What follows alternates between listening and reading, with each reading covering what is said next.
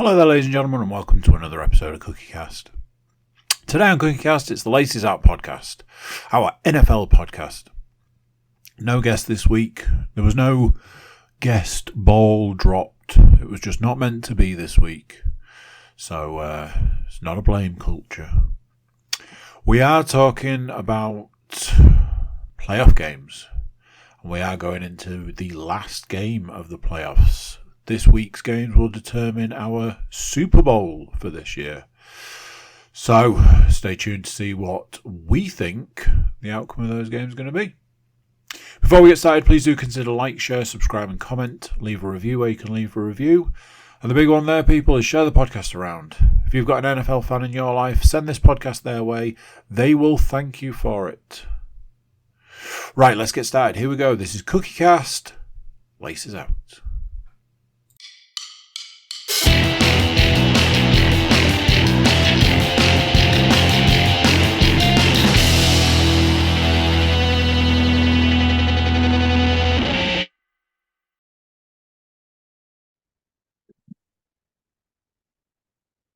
Well, welcome on in, one and all. For those of you joining us on YouTube, you'll see two faces staring back at you. Not three faces, not four faces. That can mean only one thing. And no, it's not that Andy was unable to get the guest again. That's not what we mean. What we do mean is that it's NFL podcast time, ladies and gentlemen. Yes, that is correct. Strap in. Get your laces out. It's time for the NFL podcast by the CookieCast Podcast Network. Obviously, it's myself and Mr. Cook here to take you through the ins and outs of the American football from the previous week. How did you find last week's offerings in the NFL, Mr. Cook?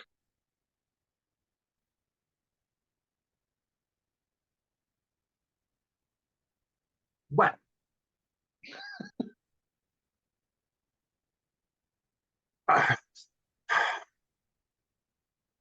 I have been known in the past to be a man who likes the odd conspiracy here and there, which is lucky for me because I can go all the way over to the National Football League to, in fact, get all of my conspiracy needs in one place. I think we can, can all agree, not understanding the rules around when to take a timeout, which could have completely changed the outcome of a game, is an interesting one. You'd think the head coach of a major sporting franchise would know and understand certain rules. So there was that. And here's the assignment. You've got to go from here to ideally here. You've got the opportunity for probably two passes, let's say. You only need to go from here to here to make that field goal kick more manageable. Just here to here. That's all you got to do. A couple of short passes, really make that distance a lot shorter. You could get 5 yards per pass, get another first down. You could get further down the field. But even so, every yard at this point is just making that kick more manageable. So let's throw it all the way down the field. You don't need a touchdown. That's not what we're looking for. But let's use our two remaining opportunities to attempt to get that touchdown that we don't need. And my absolute favorite is a meme I saw where somebody has used the Madden kicking mechanics and has put when Tyler Bass needs to make a kick and the four dots are all the way over here. Sorry, all the way over here. And I was like, that is sad and hilarious all at the same time. All I'll say at this point in time is I feel that everybody got their copy of the script this week. So, how did you? I know I know there are times when I'm like, "Whoa, steady on there! You're getting into my realms of conspiracy theories," and other times you're like, "I think you might need some either medication or mental health help because you are a lunatic." Um, obviously, yeah, I don't particularly buy into the conspiracy theories quite so much as yourself, but No. obviously, there's where there's smoke, invariably there will be fire. But from a sheer perspective of results in games, I felt I, if I was a fan of certain teams that were involved in divisional weekend, I would feel Roll. one of frustrated, annoyed, um, very down, or concerned. And you can obviously sort of like plug in whichever team it is you need for that particular feeling. I mean, let's face it. If you're a Bills fan at this point in time, you're just like, wow. It's that thing where you just know that if on the schedule next season the Bills have to play the Chiefs, it you can probably put every penny that you have in your bank account on the Bills winning that game during the regular season. Because during the regular season, the Bills can beat the Chiefs. Yeah. There's something, obviously, massive spoiler, we're going into the sort of the games at this particular point. There's something about the postseason and Patrick Mahomes that obviously he's now proven, take him out of Kansas City, doesn't really matter. He will do it anyway. He'll get the job done, and he will make the AFC Championship game at the bare minimum. Now, So I obviously a little bit of a peek behind the curtain, but at this point in time, I know that you know what I have picked for what is essentially going to be the Super Bowl, and I know that at least 50% of it you're not going to be a fan of. At this point in time, not to foreshadow anything, but at this point in time, I don't want to keep using the script joke, but at this point in time, I think that it's written in the stars where we're going to be going. Yes, last week and the week before, I was throwing out the playoffs always brings an upset. Yeah, at various points in time, I think once you reach a certain point and a certain level, the upsets are kind of done. Don't and absolutely do not get me wrong at this point in time. It's one of those, the opposing teams to the ones I've picked, if those two teams win, I'll be running around this house cheering because, oh my days, I would love to see that as a Super Bowl. My word, that would be amazing. Chances, maybe something else. However, yes, a little bit too much foreshadowing, a little bit too much. I know that the picks are very different this week with limited games to pick from. Again, let's not get too far in the weeds. So, yes, indeed. Talk to me about last week. So, obviously, we went into the week knowing it was NFL divisional round weekend. Sure. 4 games on the slate, the first of which was the Texans at the Baltimore Ravens. Stu was our guest last week in person on the podcast and had given his prediction. This one was our first clean sweep decision of the podcast, and we were all correct in our thoughts. We'd all gone for the Ravens to get the win, and at half time, that was potentially looking like a bit of a bum pick, as I believe they went into the half at 10 points apiece. Yeah. It didn't stay that way. It did not. As I believe I don't believe it was the case. The Texans sadly were unable to add to that points tally in the third and fourth quarters.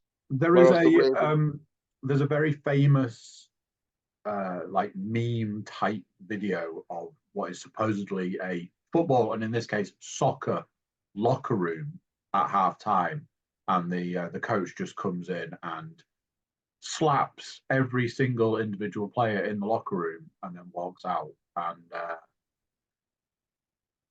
I feel like that may have happened in the Ravens locker room between the first half and the second half, because a different team came out onto the field in the second half. It was like, oh, someone told them they were supposed to win the game, sort of situation. Because my day, that first half, I was like,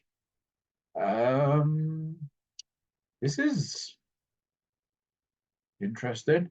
And then the second half, it was like, oh, I will say this, some amazing catches in that game. Some of the best catches possibly of the season in that game. They were immense. Just like, yes, the Ravens took the Texans to the woodshed, as it were. 24 unanswered points in the second half to give them the 34-10 win and move the Ravens on to their first AFC Championship game since they actually won the Super Bowl back in 2013. So the Ravens are the first team into the NFL Championship weekend fixture. The Packers at the 49ers was the second game of the weekend, and was the first one that gave us a bit of a split in opinion. Stuart picked the 49ers, as had Andy. I had put my faith behind the Packers based on their performance against Dallas the week previous. And whilst they didn't start in quite as much of a dynamic fashion as they had against the Cowboys, the Packers did announce sort of early doors that they were going to be putting the 49ers under pressure. As everyone expected, they used Aaron Jones in the running game very, very much to their advantage, and that he was causing the Niners all sorts of problems. They weren't able to stop him against the run. And I think for the fifth or possibly sixth game in a row, he gained over 100 yards from scrimmage. So a very good performance from Aaron Jones. And this one boiled down to a tale of missed field goals, as the 49ers were able to hang on in the end to have a 24-21 victory. Now, with about 6 minutes to play or something like that, the Packers had a field goal attempt to level it up at 24 apiece, or possibly it was to put them 7 points up. I'd need to go back and double check that, but I think it might have been the latter. It might have been that if they'd have scored the field goal, it would have put them 7 points up, with the Niners due to get the ball back. So obviously, when the Niners scored their go-ahead touchdown, that put them, when McCaffrey went in at the end of towards the end of the fourth quarter, that put them 3 points into the lead, and the Packers were never able to get that back. yeah. So disappointing, I would say, from a Packers perspective, that the missed field goal is what's cost them the chance to at least take the game to overtime and give them a chance to maybe seal their passage to the NFC Championship game. But all credit to the 49ers, and I dare say a little bit of credit has to go to Brock Purdy. He kind of put the team on his back a little bit and dragged them through to get them to said NFC Championship game. Again, I think in the stats it said this is their fourth in the last 5 years. The NFC Championship game. So fair play to the Niners. They're consistent, if nothing else. Obviously, from my perspective, it would be quite nice if they were consistently, not winning the NFC Championship game. But I'm not here to put my agenda on things. Obviously, if Matt's listened to this, he will absolutely love that statement that I've just come out with. So 2 games down, we have the first 2 components of our championship weekend series.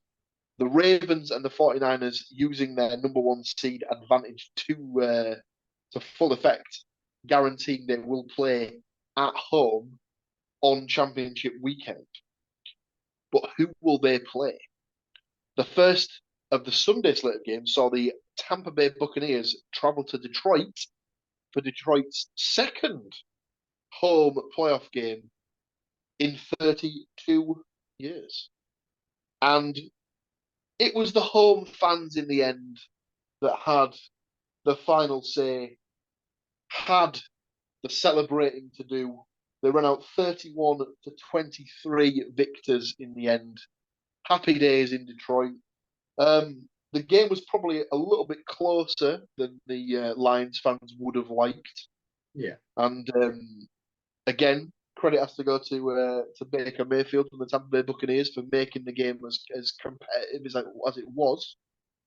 I don't know. This is a bit of a strange one for me. Almost because I was kind of trying to watch it, but do something else at the same time. So I was kind of in and out of the game. I saw the sort of the main highlights and stuff like that, but the majority of the game, I was just catching little bits here and there. But it sounded like the Lions made hard work of it at times. What I will say is this. It's been no secret throughout this season that I've enjoyed Lions football. I feel that at this point in time, the Lions are the truest underdog, and I love an underdog story. It's as simple as that. To get this far for the Lions is fantastic. I won't say much more about that. But yes, I will agree with what you've said there. They didn't look, I don't want to say as good, they didn't look as comfortable as you would maybe want them to this late in the game, this late in the, I suppose, in the playoffs. It draws question around what they're going to look like in the upcoming game, especially with who their opponent is. And I think you just, there is that element of, if they'd have been, if the score would have been more like the Texans game, you'd have been like, yeah, where there's that clear divide between those two teams, you'd be like, I feel more comfortable with that team going through to the next round. All of those sorts of things. I think they've done a fantastic job. I think they've lived up and beyond their fans' expectations. I know that Dan Campbell's speech has popped up from 2 years ago. Is it where he was saying about his goal for the team? And obviously now it's very much this is what he said and this is what he's done. So you kind of have to look at that. Yeah, I feel good for them up to this point. But yeah, there were a couple of points it was a bit like, oh, they won the game in the end. They did. Wins They, the at the end of the day, they were tasked with beating the team that was put in front of them, and that is exactly what happened. So the Lions progressed to their first NFC Championship game since the 12th of January, 1992. So Will they be able to go? this came up last week, and obviously I'm of that age where when you say to me 1992, I go, oh, so it wasn't that long ago then. It was 32 years ago, and I was. So yeah, I'm of that age now when 1992 was only a long time ago. So yeah. So Our first championship weekend game is set, and it Sure. will be the final of the two games. So we have the third seed Detroit Lions traveling to San Francisco to take on the number one seed 49ers. We already know that the Ravens are at home for the AFC Championship game, but will they be playing the Kansas City Chiefs or the Buffalo Bills? Now, obviously, I think a lot of people have this one marked down as game of the weekend, as has 100%. been the case with the Chiefs and Bills games in the past. Yeah. And it certainly didn't disappoint. It was No. certainly a mile a minute. It was action packed. There were chances galore. There were scoring drives. There was on the field action. There was certain brothers of certain players getting involved off the field, maybe in various states of undress. We can't possibly comment. That's not for us to say. Um, this would tick the box of game that had the lot for me. You had excellent touchdowns. You had ridiculous missed field goals, and as Andu alluded to earlier on, at this point, if you're a Buffalo Bills supporter, you're probably just praying for the time where either Patrick Mahomes suffers some sort of mysterious illness in the lead up to the game and is taken out on some sort of stretcher pre-game, and Kansas City have to put the backup in, or even worse, even play Andy Reid at quarterback and just hope for the best. Or you're just praying that at some point some sort of luck will fall your way. Let's obviously skip right to the end of the game. The Bills had I want to say around 30 to 40-yard field goal to tie the game with about 80 seconds left.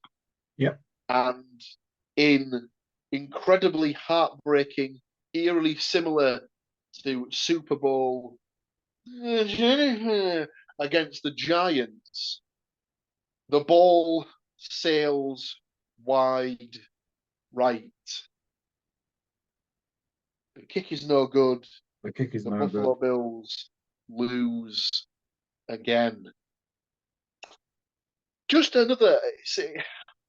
Obviously, I'm not a Buffalo Bills fan, but obviously, empathy-wise, having seen Borough get to certain elements of sort of like games and get so near and then be so far away from the result they want, you can't help but just think, oh my word, that franchise is just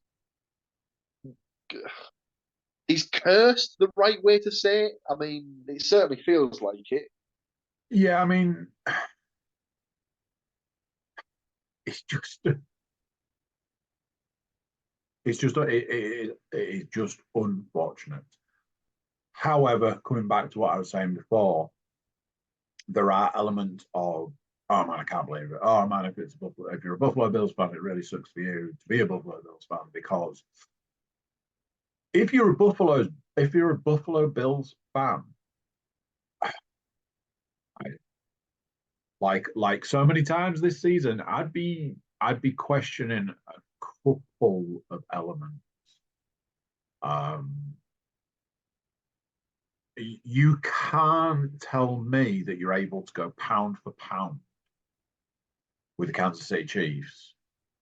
3-3, 17-17. There was no wiggle room in those scores. There was no point where one team was further ahead than the other for overly long. It was pound for pound, which is the game you expect. It's the game you turn up for. If you turn up for 3 to 36, you went to the wrong game. You turn up for pound between those two teams.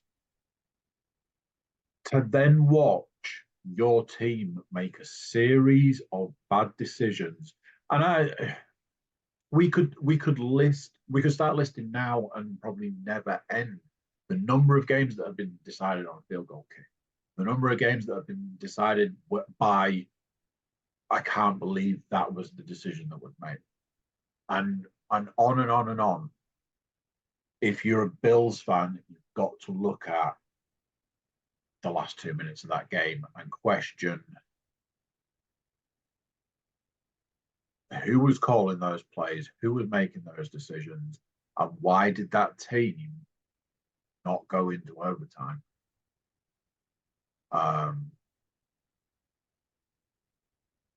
It just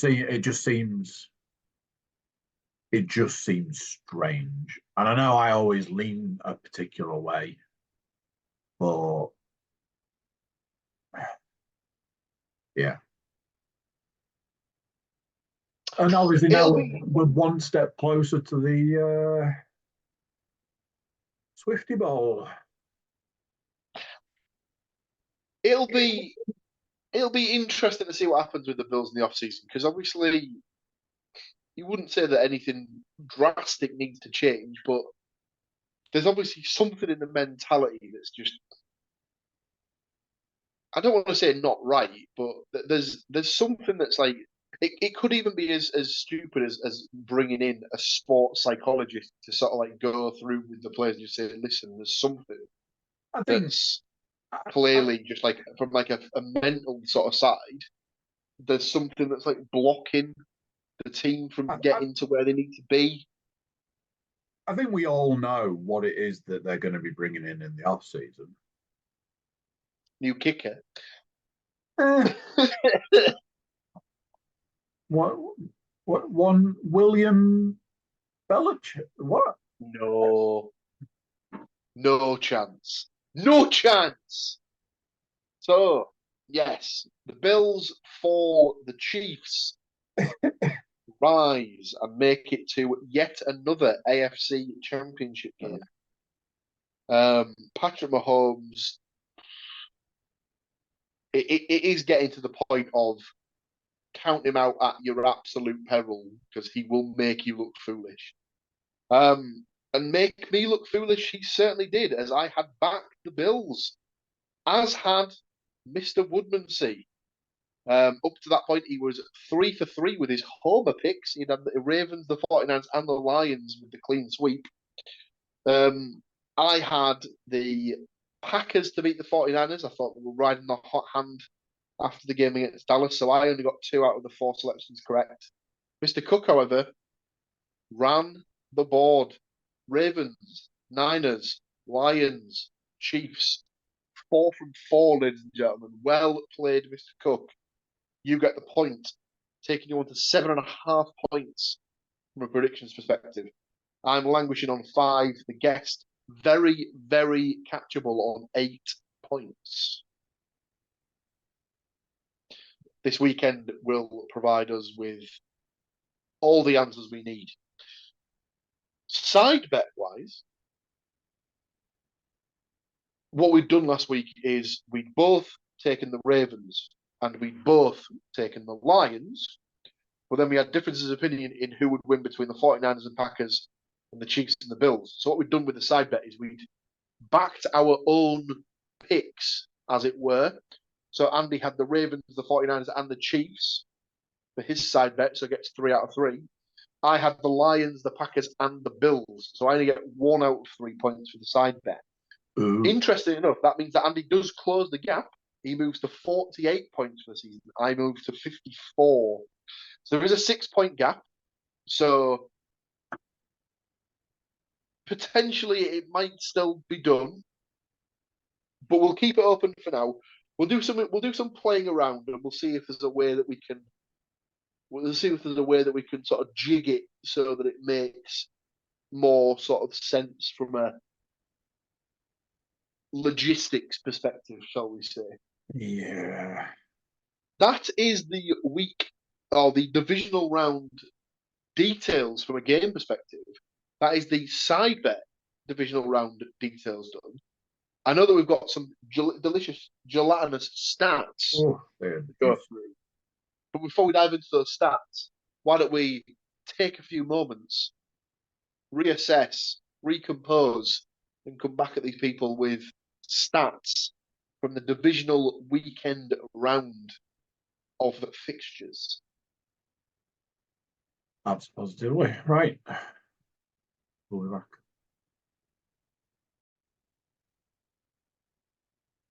Oh, yes, very much so. Just like that, we were back. So, stats for the divisional weekend round. Mr. Cook, kick were off. As always, our stats are brought to us by the Stats Mistress and to her by Nate Davis of USA Today. These are the NFL playoff stats. Number one, the NFL's version of the Final Four is set. The Baltimore Ravens, San Francisco 49ers, Detroit Lions, and Kansas City Chiefs all advancing to next Sunday's conference championship games. And now each one win from reaching Super Bowl 58. Las Vegas. Vegas, baby. Kansas City quarterback Patrick Mahomes improves his playoff record to 13-3 with Sunday's thrilling 27-24 defeat of the Buffalo Bills, who have now been eliminated by the Chiefs in 3 of the past 4 postseasons. The win at Highmark Stadium, which involved 5 lead changes and marked Mahomes' first road playoff debut. So we've covered some of that already. Number 3, Mahomes hit Pro Bowl tight end Travis Kelce for a pair of touchdowns. Mahomes and Kelce have now hooked up for 16 playoff trips to the end zone, surpassing Tom Brady and Rob Gronkowski as the most prolific postseason couple ever. Obviously, if anybody has certain things on social media, you'll see that Tom Brady himself congratulated the pair by saying, if you manage to beat the mighty Gronkowski, you must be good. Number 4, since becoming QB1 in 2018, Mahomes has led the Chiefs to the AFC Championship game every year. Number 5, Bills quarterback Josh Allen was exceptional in defeat, accounting for 258 yards and 3 touchdowns combined between his arms and his legs. Allen was responsible for a league best 51 touchdowns this season between the regular season and playoffs. Number 6, San Francisco will participate in its 4th championship game in the past 5 seasons. The Niners' only win in that stretch occurred 4 years ago when they hosted the Green Bay Packers at Levi's Stadium before eventually losing Super Bowl 54 to the Chiefs. And number 7, and my final stat, next weekend will mark just the 2nd appearance in a conference championship game for the Lions.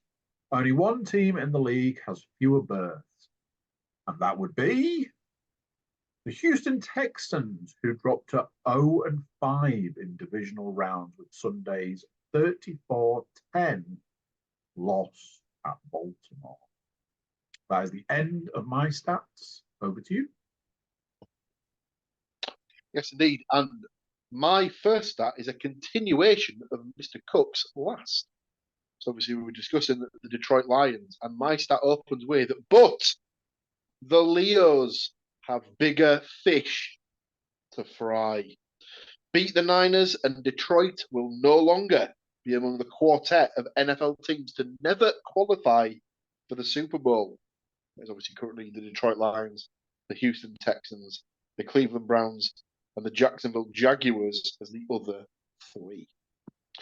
The Ravens will appear in their 5th AFC title game, yet will host it at M&T Bank Stadium for the very first occasion.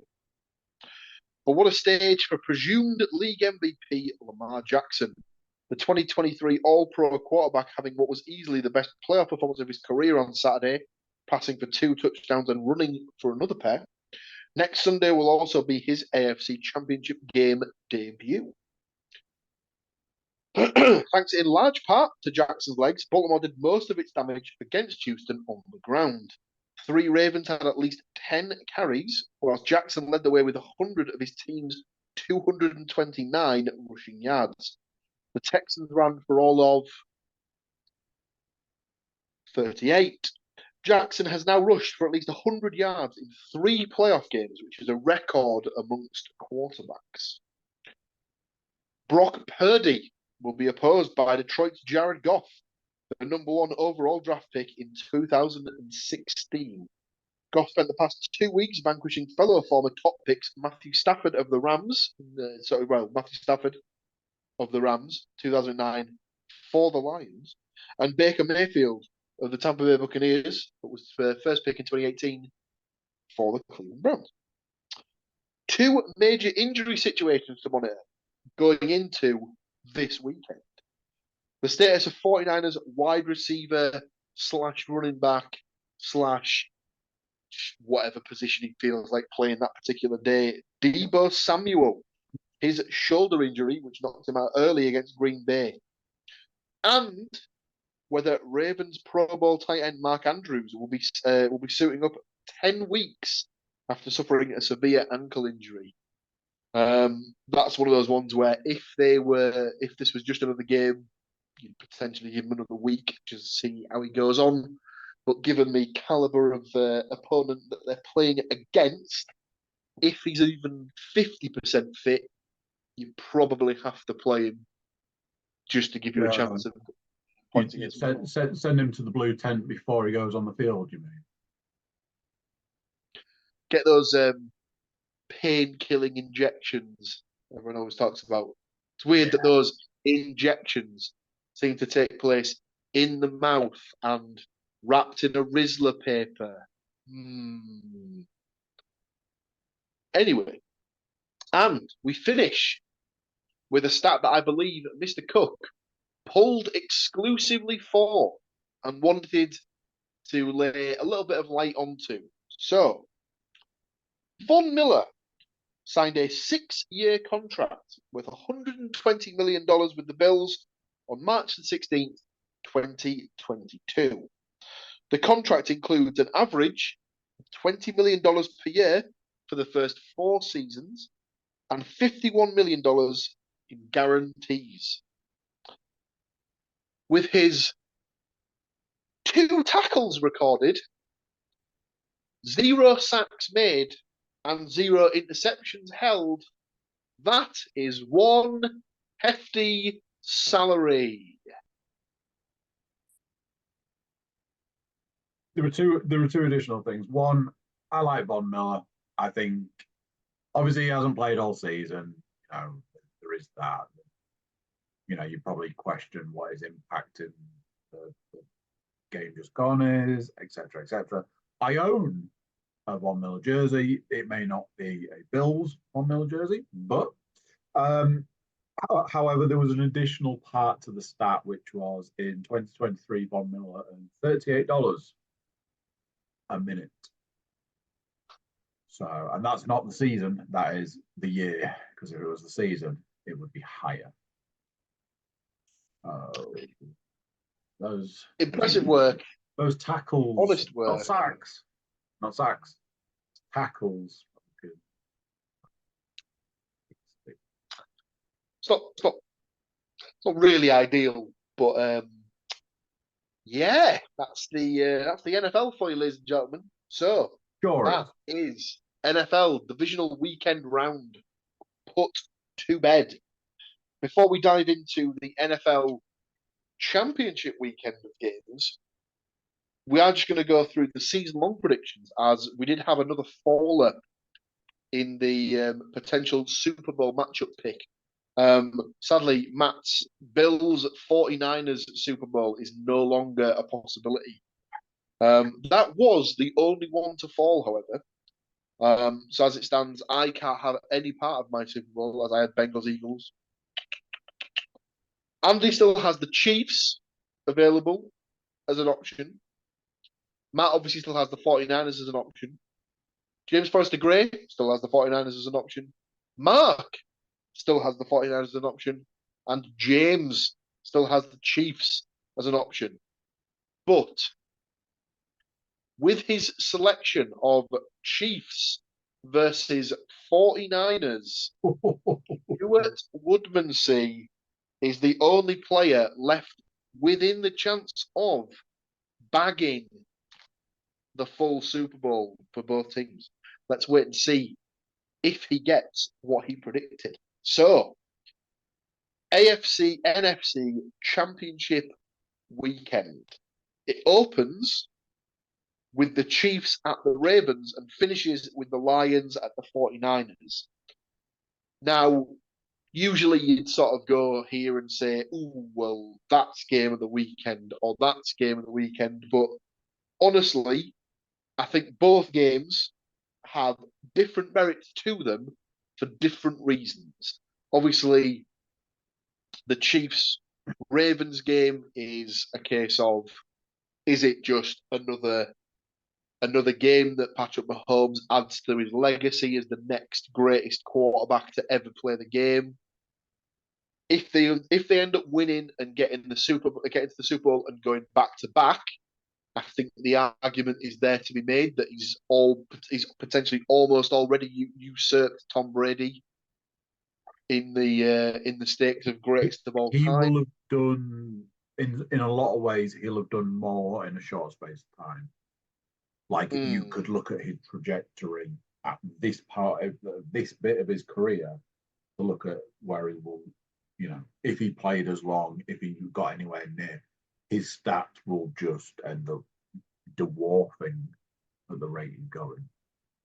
Yeah, so if they do go to the Super Bowl, that'll obviously be the fourth time in 6 eligible seasons. Obviously, he has played 7 seasons, but his first season he was a backup to Alex Smith, so don't really count that particular season because he wasn't involved until the last game of the season. Yep.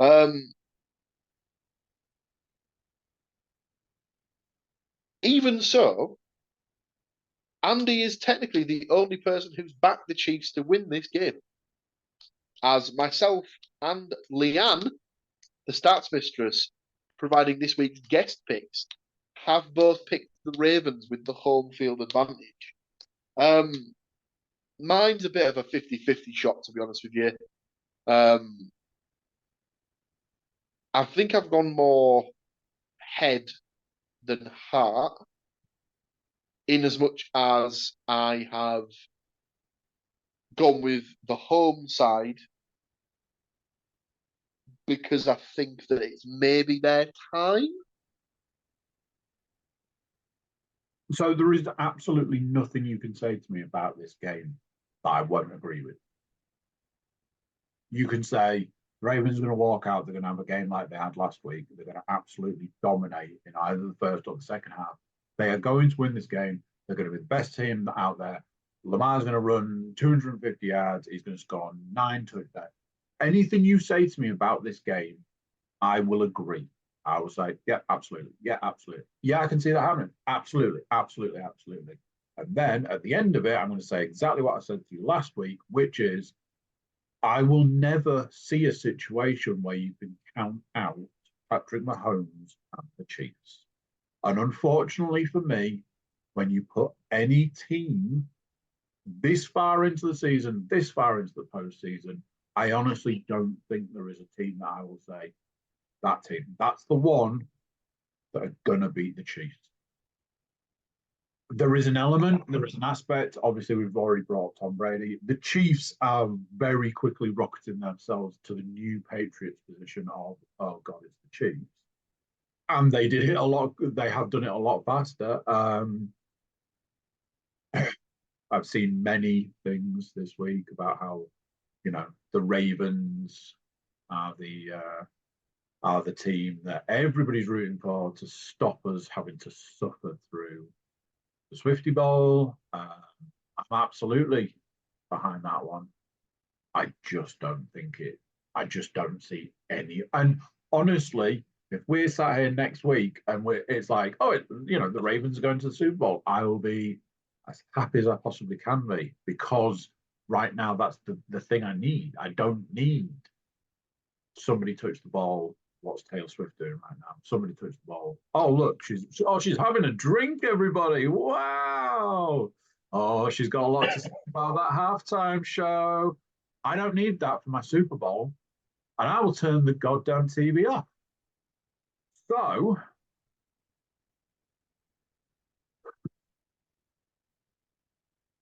I need the Ravens to win. I need them to win. I just don't see a situation where they will win. And if they win, yay, everybody.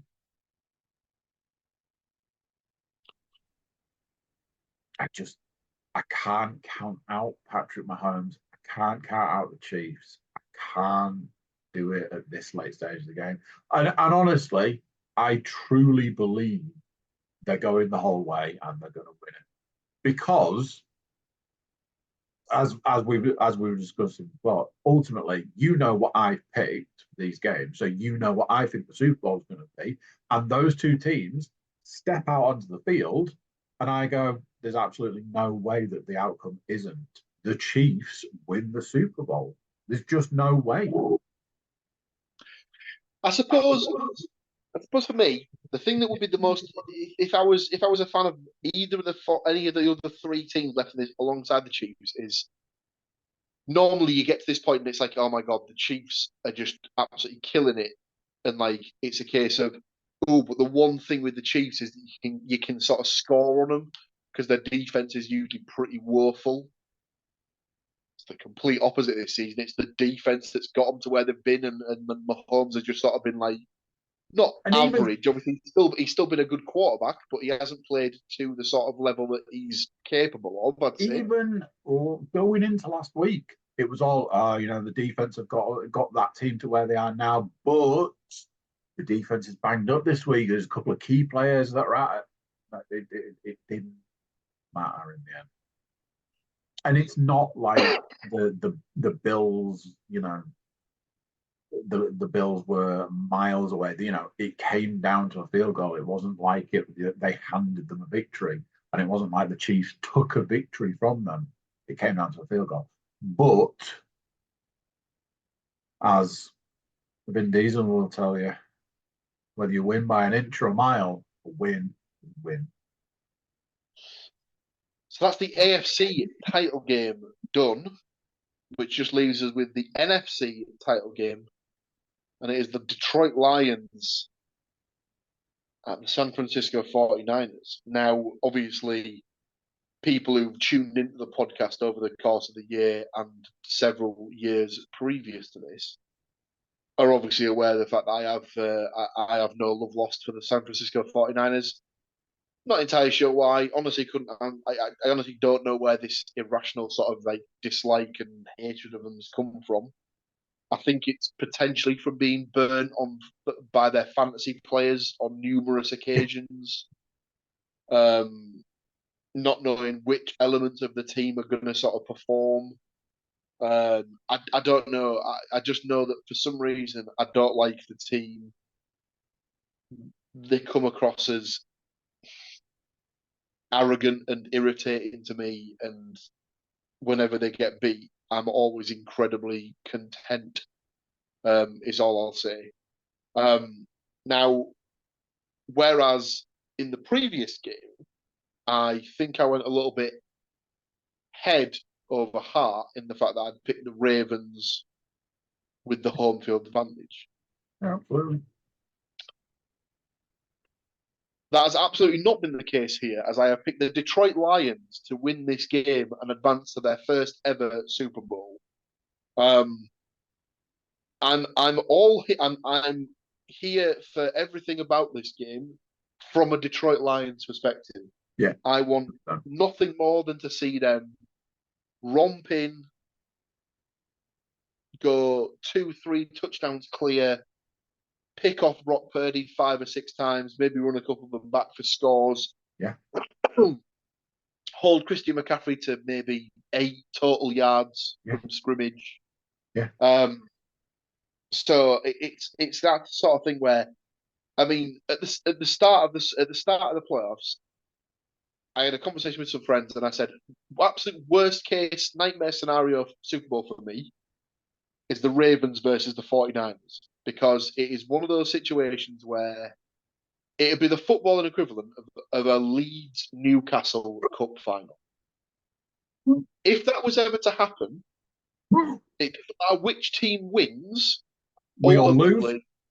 everyone loses. We all and lose. I would feel pretty much the same about a Ravens 49ers Super Bowl. Again, I don't know why. Well, I do know why when it comes to the Ravens. Obviously, the team that I have kind of almost fallen into supporting is the Cleveland Browns. And as everyone is aware, the Baltimore Ravens were the Cleveland Browns. The owner moved the team to Baltimore. They were ordered by the league to relinquish the Cleveland Browns name and all of their history. So for me, the Baltimore Ravens just shouldn't even exist as a franchise. If they were going to start it, the Cleveland Browns should never have been moved. They should they should have just opened a completely new, separate franchise in Baltimore, and not have taken the team that was the Cleveland Browns in the first place. So that's the reason behind my dislike and hatred of the Baltimore Ravens. The thing with the 49ers is a bit more strange and can't really be explained. But that's my sort of perspective on it. I've gone with the head for the first game, but more the heart for the second one, and I'm trying to manifest the Lions into their first Super Bowl, as I feel that they're one of those long suffering franchises where I feel the fans would just go absolutely wild if they were given the chance. It's that sort of thing where I really wanted a Lions Browns or a Lions Bills Super Bowl, so you were guaranteed a first time winner. First time winner, yeah. Because it was that sort of thing where I imagine the crowd would have been just off the charts. That's my opinions. I would absolutely love that Super Bowl. You know, I want to make it clear that although my picks are my picks, I think I picked them based on other reasons, not like, oh, I really want this team to go through, or I really feel it's this team, you know, I feel this team on paper have got it. I'm like, I think once last week's games passed, it was already a done deal. It was, these are the teams that are going to the Super Bowl. This is the team that's going to win. Done, dusted. If we end up with a Ravens Lions Super Bowl, I'm going to be super happy and I'm going to be super charged for it. You know, I'll go even more than I do normally, because I'd love to sit down and watch a Super Bowl where you could say, whichever team wins this, I'm all about it. Yeah, it'd be great for the Lions to win. Yeah, it'd be fantastic. It's going to be a good game no matter what, that kind of stuff. The Super Bowl that I picked at this point, I don't want to say, I don't want that Super Bowl. I don't want it. I'm not interested in that. I've already made my opinions clear about having to, you know, split the screen time between the reason we're all there and the reason nobody cares about, apart from, you know. Anyway, I would be happy to lose this week. Let's put it that way. And obviously, when you pick your games, you don't go, I'm gonna pick this game and lose. I'm gonna pick this game and lose. This one, I've definitely lost that game. It's, you pick the games that you think you're gonna win. So I've had to go with, this is what I think is going to happen, whether I want it to or not.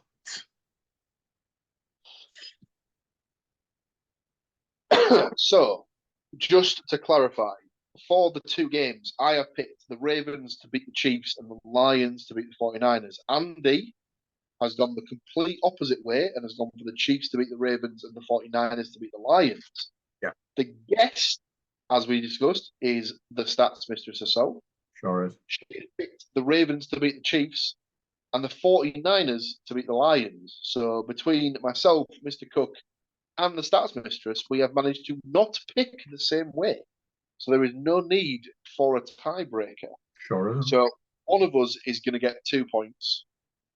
One of us is going to get 1 point. One of us is going to get no points. I believe. Yeah. That should make sense logically. Yeah.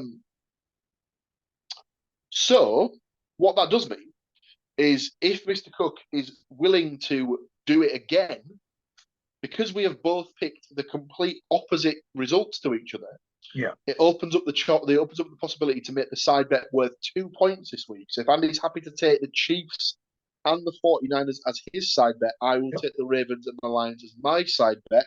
Yeah, I'm happy and with therefore there are the possibility of 2 points per person up for grabs, which could make the side bet a little bit more closer going into the actual Super Bowl weekend. Yeah. I don't think there's a way for me to win. I'm kind of happy with the way it's gone. It was a bit of a harebrained scheme that I more than partially stole from elsewhere. We've run it for 2 seasons. It seems reasonable, and we even found a way this season to, where needed, get the guest involved in the side bet by picking who they thought was going to win the side bet. I don't think I can bring it back. I don't think there's a way to bring it back at this point. So I'm kind of happy to say we've taken that victory. I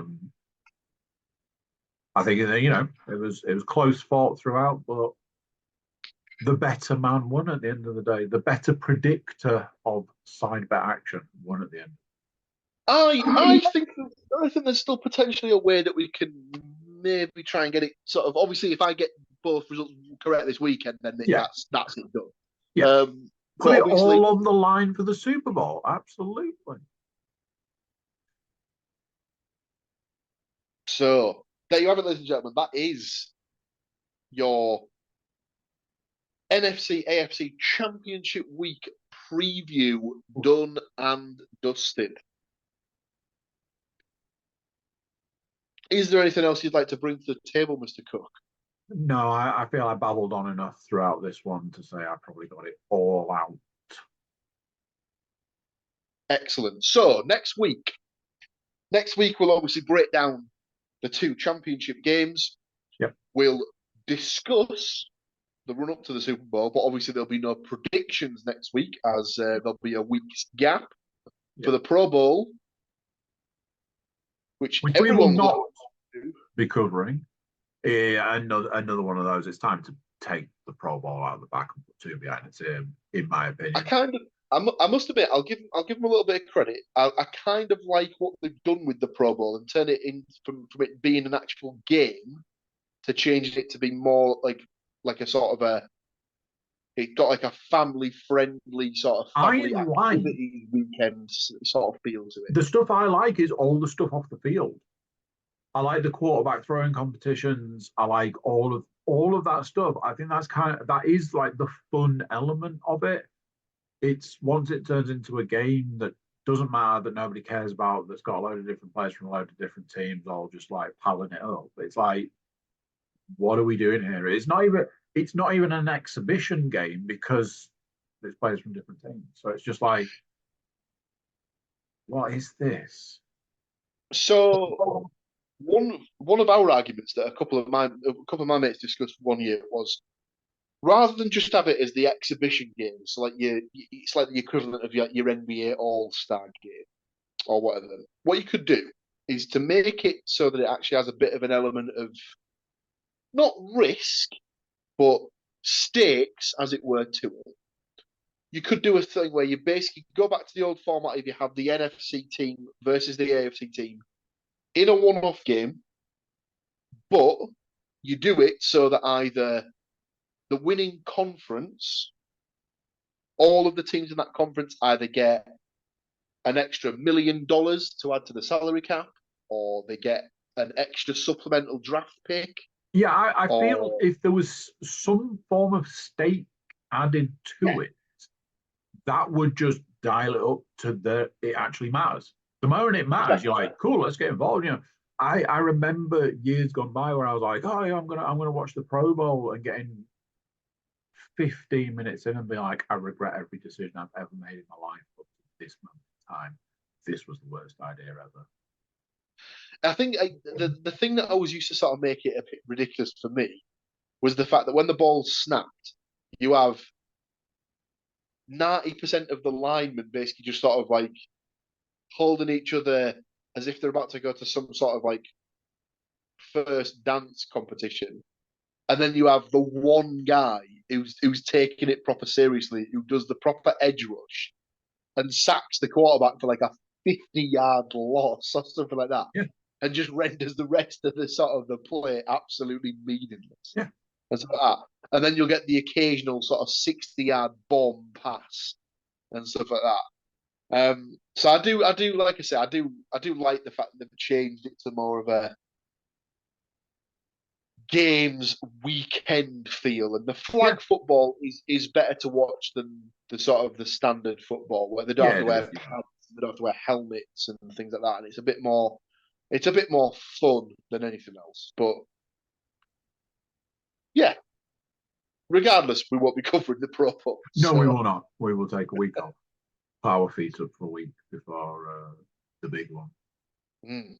But yes, we will try and have guests on, I dare say, for the Super Bowl preview show, if for nothing else, to discuss what everyone's going to be eating in the lead up to the match and during the match. And you are going to have to strap yourself in, because my plan for Super Bowl Sunday starts the week before. It runs for an entire week, and that is purely based on getting my daily calorie intake below a certain number so that I can blow the doors off on Super Bowl Sunday. The plan is insane at this point in time. So I will take you through every step of it. It's an absolute. I'll bring my calculation board with me. I love it. All that's left to do then is to thank you, sir, for dialing in and joining me to go through the games and predict the games. And obviously a big thank you to all of you wonderful people for tuning in yet again to listen to a couple of crazy English boys talk about a crazy American sport that is viewed worldwide. Join us again next week where we'll break down the NFC, AFC championship games and have a little slight look forward to the Super Bowl before we come back the week after and give you all of our decent predictions as to who's going to win the big game, who's going to score the first touchdown, who's going to score the last touchdown, who's going to get the most yards. We might even try and throw in a couple of Joker-esque picks for the sort of the crazy. Everyone has to put a prop bet in, like there's going to be some sort of streaker, but they're going to have like a free to bet symbol or something written on their arse cheeks in glitter or something like that. Tune in. It might get wild. But until then, take it easy. Take care of yourselves. Make sure you look out for each other. And we'll see you in a week's time. Bye. So there you go. The games get less, the podcasts get longer. Strange, some would say. Not too strange when you think about it. There's more to talk about. Big thank you for joining us. Big thank you for being here. Let us know your Super Bowl pick. Let us know who you think is going to win this week's games, which will ultimately reveal your Super Bowl pick. You can do that by checking out the website, because there we've got ways you can contact us. Social media links and an email button. It's thecookiecast.com, by the way. Also, if you're feeling generous, you could like, share, subscribe and comment. Leave a review where you can leave a review. And yeah, that's about it. Thank you for listening. Thank you for watching. Thank you for being here. Until next time, I'm going to say bye. And I'll see you then. Thank you for listening to this episode of CookieCast.